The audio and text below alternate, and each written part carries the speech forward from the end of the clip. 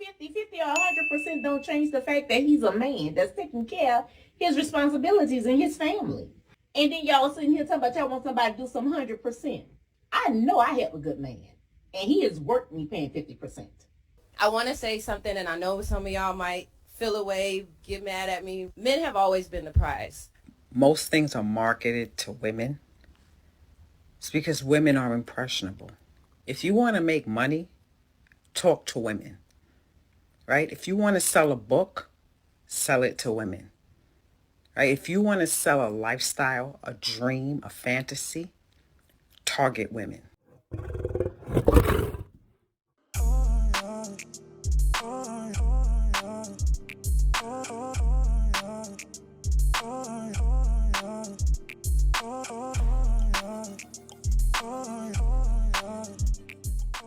All right, y'all, a little bit of house cleaning before we get started. For those who have been rocking with me from day one, I appreciate the support. For those who may be new here, for me, don't forget to like, comment, subscribe, get it cracking in the comments. Every bit of your engagement helps promote me into the YouTube algorithm. I thank y'all for the support. Now, let's get to it. 100% don't change the fact that he's a man that's taking care of his responsibilities and his family. That's what's wrong with y'all. Y'all want to be, y'all sit here all day long on social media, all in your camera. I want to be loved. I want to get married. I want a man. I want a family. But y'all don't even know, y'all know about sacrifice. Y'all don't even know what to do to keep a man. Half of y'all can't cook. Y'all don't clean up. Y'all walk around with these tacky weaves and be acting like y'all are stuff, and you can't even afford to put the right weave in your head to get the man, to get him to pay 100%. Y'all got about 25 children, don't know who the baby daddies are, and then y'all sitting here talking about y'all want somebody to do some 100%. I mean, despite our kids and stuff, that don't take away from the fact we good women and we deserve a man, and I deserve a man that makes 6 figures. But what makes you a good woman? You keep talking about this man money. I cook clean. But what else are you bringing to the table? Me? No. What else are you bringing to financially provide for y'all family? My looks. Girl, that ain't providing nothing. Let me tell you something. Me and my husband been together 30 plus years, okay? I wouldn't care if he did ask me to pay 50%. I know I have a good man, and he is worth me paying 50%. I do for him just like he do for me. And it is not going to make me second guess if he's a man or not, because he's a whole king out here. Okay? All right, look, I'm well aware of the fact that this was a skit. So before anyone comes over here, I know it's a skit. However, what was said in this skit still matters, and it's still very profound to this asinine conversation of 50-50. Like, we hear this all the time. 50-50 this, 50-50 that. I want 100% financial, a man to take care of 100% of the finances, I should say. And this conversation is getting old, right? And like the woman said in the video here, what do you bring to the table? What are you offering? She said cook and clean. I mean, everyone cooks and cleans. Even men. Everyone cooks and cleans. So cooks and cleans. That's not something that you're bringing to the table that's unique or something special. And then her last retort was, my body or my looks. What the hell does your body and looks have to do with the stability of our family? Your looks are gonna face. Outkast had a great song back in the day called Growing Old. And they really explained that your looks don't matter because everything is eventually, like leaves, are gonna turn brown and fall down. Yes, ladies, you're gonna lose that sex appeal. You're gonna lose your looks. So if all you have to bring is your looks and they eventually fade away, what the hell do you have after that? Go on. You have to have things that are intangible and tangible to bring to your relationship. And if you're not willing to bring things that are tangible as well as intangible to your relationship, don't get in a relationship. And then a lot of times you have children with other men that you're bringing into a relationship for someone to become a stepfather. And you don't have any consideration to that. You know this man is not going to come first. He's not going to come second. Depending on how many children you have, he might come fourth or fifth. I can't take this shit no more. So men are sacrificing quite a lot to be in relationships with single mothers. And for you to have this brazen, brash, arrogant attitude of, well, I'm bringing myself to the table, it's not enough and it's never going to be enough. And this skit really shows and highlights how some of you behave out here. I know not all women behave like this. Some of them do. But man, this shit got to stop. Let's go to the next one. But as for this conversation, I will admit I am one of the few people who did not know who Simone Biles was until this situation. However, I want to say something, and I know some of y'all might feel away, get mad at me. Men have always been the prize. Women, no, let me, hold on. Let me finish, because let me finish. Men have always been the prize. And I'm going to explain what I'm saying. Women marry who they can, men marry who they want. You can get offended by the statement, but if you really sit down and you think about it and you be honest with yourself, that is a very valid statement. Also, not only that, but by him saying that he is the prize, that does not make her not a prize. I myself am raising a young man. I'm raising my son is 7 years old. He is a miniature Einstein. He has manners manners are beyond most adults that I've ever met. His style of dress, his respect of himself as well as others. I'm instilling in him his faith, his spiritualness. I'm instilling in my son to be a prize, especially with these days, the way that women are raising these young girls.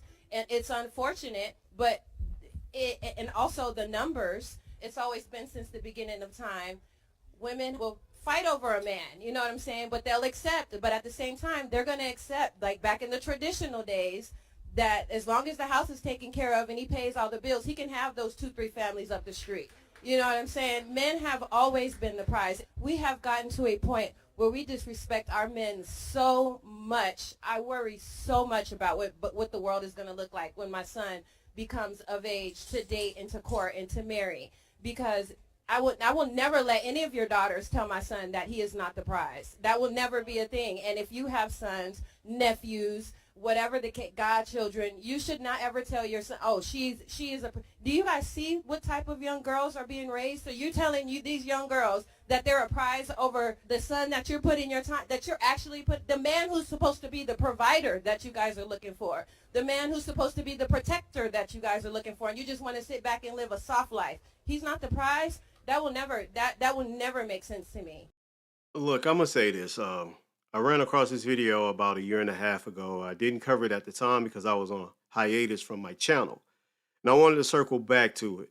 I fundamentally believe that both men and women are the prize in a relationship. I don't think one is above the other. I think both are equally the prize. I think if you're with someone who your values, standards, and morals match up with, and you both are bringing tangible and intangible things to the relationship, you both are prizes.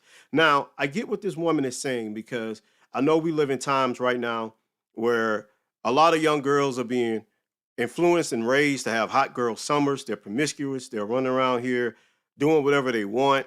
They come with a lot of student loan debt. They come with a lot of toxicity and problems and trauma.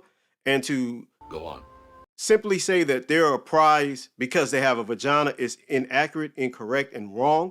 We should be raising young ladies and young men to both value one another, respect one another, and also learn how to get along in a cohesive manner so we can build families and communities, because we don't have any of that going on right now. My Alexa is going off right now, so hold on for just a second. We don't have any of that going on right now. So we're living in times of where it's hard to find people who are equally yoked, because there's so much bullshit going on in the world with how both men and women are being raised. You have young girls being raised to accept thought culture and ratchet culture, and you have young men out here being raised to accept street culture and thug culture. So I agree with what she was saying. She has a point. She's raising her son to be a very productive, valuable man, and she wants him to have someone that's equally yoked. I see no problems with what she said. The only thing is, I have both daughters and a son, and I think both my son and my daughters are prizes to their respective partners. Let's go to the next one. You know why most things are marketed to women? It's because women are impressionable, right? If you want to make money, talk to women, right? If you want to sell a book, sell it to women. Facts. Right? If you want to sell a lifestyle, a dream, a fantasy, target women. Gloria Steinem, right? Feminist movement. Big corporations know this. Men know this. People in business know this, right? Everyone knows that women are impressionable. And because women don't like the connotation behind being impressionable, right? Because they know what happens to them because they're impressionable. They blame it on things like conditioning and, what they were taught and all these things. Whilst there is truth to that, it doesn't matter, because the bottom line is you are impressionable.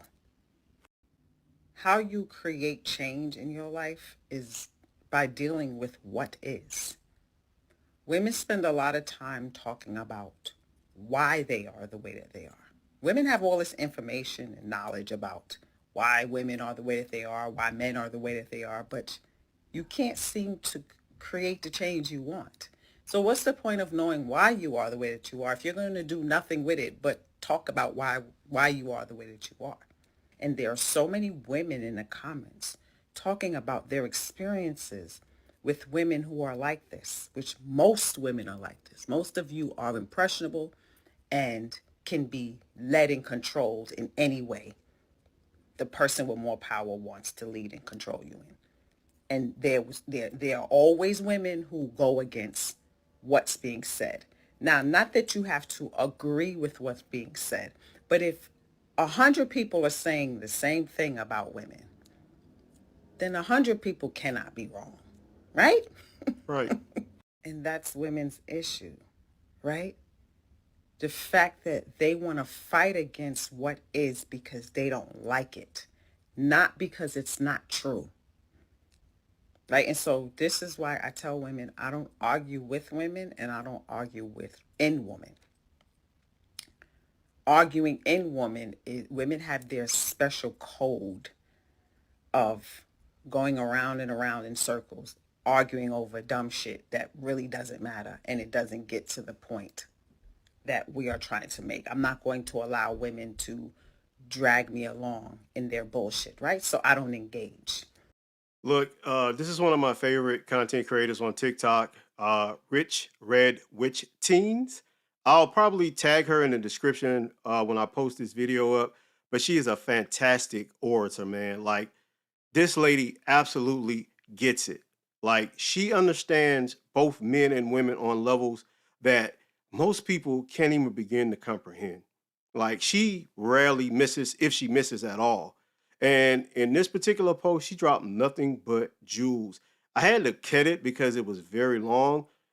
There was a lot more she said, but I felt it was okay to stop it right there. She just constantly drops jewels. And I mean, I agree with what she said 100%. I don't even have to add my own critique onto what she said. I just wanted to bring it over here and show you the type of people that are on TikTok that actually have logic, sense, and can bring, positive content, informative content, also very entertaining content that gives you a perspective that there are normal people still left in the world, right?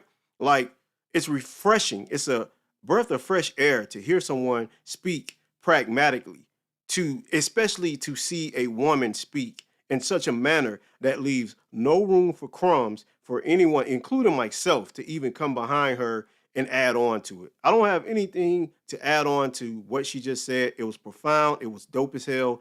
And she's one of my favorite content creators on TikTok. Great job. Fantastic job. That's all I got, man. Don't forget to like, comment, subscribe, get it cracking in the comments. I'll catch y'all on the next one. See you in the credits. 2 fingers. Peace. We out. Black Jesus. I don't ask for much from you. It's like you don't got the time to lose.